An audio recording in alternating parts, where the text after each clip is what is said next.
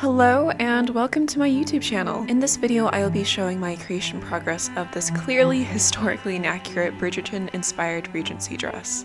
For this project I'll be using two main fabrics. This sheer lightweight floral fabric will act as the overlay while this taffeta-like fabric will be the base and lining. I am using Bittersweet commercial pattern 6630 for the sake of time and ease because, to be honest, I didn't really want to make this pattern when it was already available. And yes, that is Emma on my laptop. Their costumes are phenomenal. It's a shame this is Bridgerton inspired, right? So here I'm just cutting out the pattern according to my size. You like my lucky unicorn socks, by the way? While trying to stay sane because this is quite the daunting process. I first cut out the bigger skirt pieces so that I could cut out the smaller bodice pieces from the leftovers.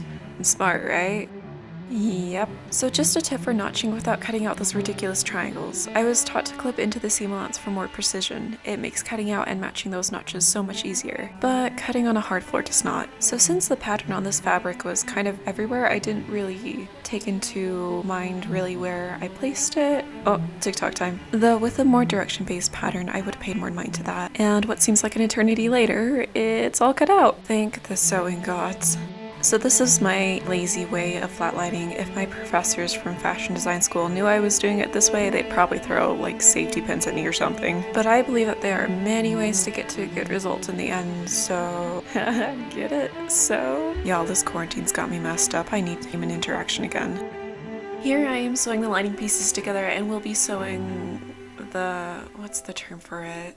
The base fabric with overlay? Oh, I swear I graduated with a fashion design degree. Also, I hope you know that I'm trying my best not to sew over sewing pins because I know that makes some of you uncomfortable, so I'm trying, but just bear with me because sewing over pins is like my favorite hobby. So usually when I sew a curved seam like this back princess seam here, I usually like to trim it down, the seam allowance that is, and just press it down because that makes it a lot easier for me. Nothing gives me more serotonin than a flat, well-pressed seam. But a well-pressed dart does come pretty close. So I made two of each brown bodice piece, one for the lining and one for the base of the overlay. And for the front bodice overlay piece, I added an inch or two of fabric on the fold because I wanted that gathered look on the bust. So I gathered the top and bottom, adjusted it, and pinned it where I wanted it to be. Boop. When it was all where I wanted, I went ahead and tacked that down with a basting stitch and sewed up the sides and the shoulder seams, which then created an armhole for me to insert the sleeve in later. But before moving on, I went ahead and checked how it looked on the dress form, and I don't know when the shoulder seam was kind of back like this, but the side seam was fine. The next task was to work on the sleeve. Like with the bodice, I pinned the overlay fabric to the base fabric and placed two sets of gathering stitches on the top and the bottom. When I'm lazy, I'll probably just do one gathering stitch, but for this one I wanted it to look nice, so I did too. I'm going to be sewing the sleeve together by using a French seam. I just think it looks nice. For a French seam, I sew together the wrong sides, trim the seam allowance, flip it over right sides together, and sew another smaller seam so that the raw edge is encased.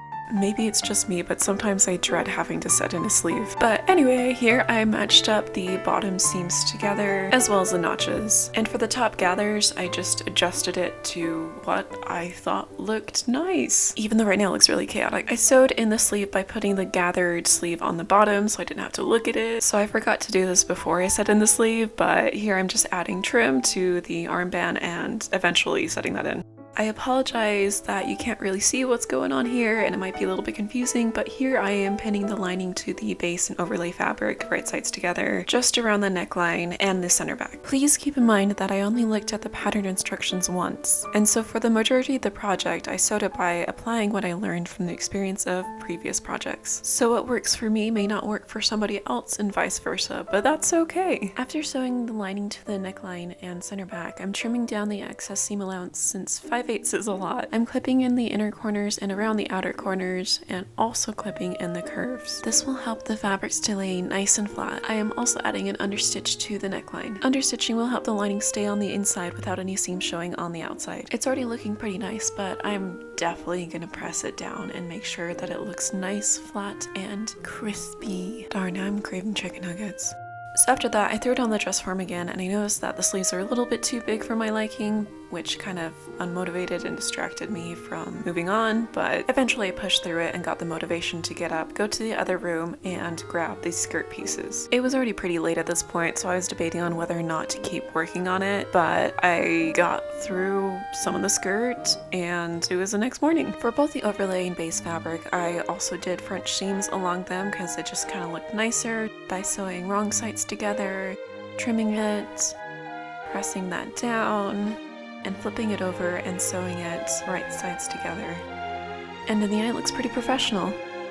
So I don't know if you could tell in other clips, but I had a constant battle with this camera and properly focusing on the subject. All I wanted to do here was focus on me in the dress form. Eventually I got it to work, but then it was time for my daily zoning out session. I then went ahead and measured the amount I needed to trim from the hem in the most professional way I knew. I needed to trim roughly around 4 inches, so I went ahead and pinned it, marked it, and tried to curve around that middle section a little bit more because it looked a little bit pointy. We were so close to finishing. I went ahead and did a rolled hem on everything that needed to be hemmed, and for both skirt pieces I gathered them and pinned them right sides together with the bodice. This actually took a long time and I had to take breaks in between it. It looks good enough. I then went ahead and sewed this together, gathered side down, and brought out my serging machine that I abuse way too much, and finished the raw edges. And here I used that same gold gimp trim to add a little bit more pizzazz and emphasis to the waistline. For the button placement, I'll be using this expanding sewing gauge, which has easily become one of my favorite tools, and using these buttons that I had on hand that are obviously contributing to the historical inaccuracy. It was at this time that I realized that perhaps I should have looked at the instructions for the closure, because I did it in a very awkward and roundabout way, as you can see, but I'm going to call it a creative liberty. Speaking of creative liberties, I let my inner child decorate the finished garment with these flowers. She tends to come out every so often when there's an opportunity to make something sparkly and pretty, plus the Bridgerton dresses were super extra anyway. Though, as much as I wanted to decorate the entire dress with petals and pearls, I lost the drive and motivation to do that and just left it around the bust and shoulder areas. Looks good enough. Now for the hairpiece, I took a dollar store pearl headband and wrapped it around with flowers, miscellaneous jewelry, and wire. That's it. There's really nothing much else to it.